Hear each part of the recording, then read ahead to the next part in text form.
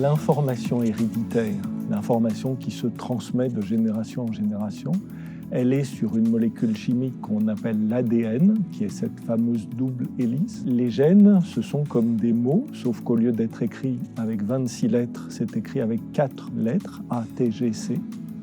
Et l'édition du génome, c'est d'essayer de corriger une erreur comme on corrige une erreur dans un mot.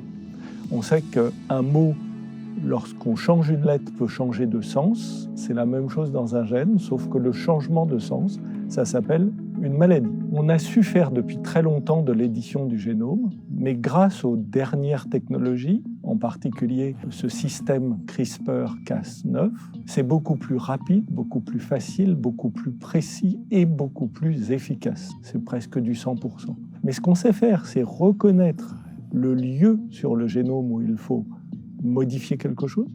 C'est la coupure qui est très précise. Par contre, le système de réparation, c'est la cellule qui le fait. On peut faire de l'édition du génome pour au moins 2 grandes raisons. La première, c'est la recherche. Et en matière de recherche, c'est très efficace parce que ce qu'on cherche à faire essentiellement, c'est d'interrompre l'expression d'un gène.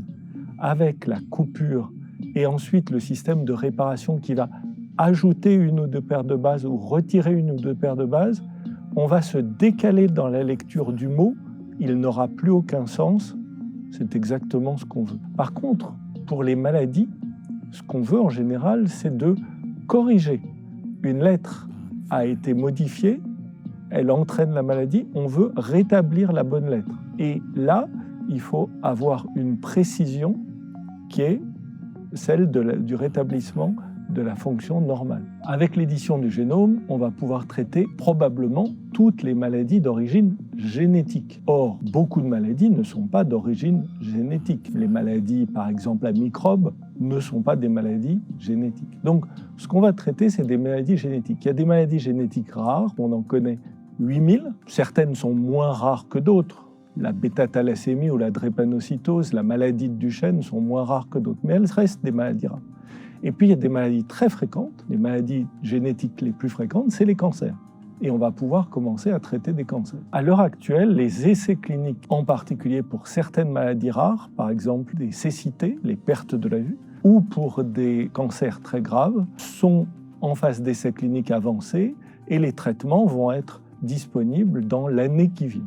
There are many applications of genome editing. The dream is to be able to cure people. You have someone with a disease because one gene in his or her organism is not working properly. But there are also other possibilities. You could modify plants instead of introducing a lot of foreign material, just change one gene so they would be resistant, for instance, to drought. Or you could modify an animal to be, I don't know, less sensitive to cold or more, grow better. This technique could really be revolutionary in treating diseases.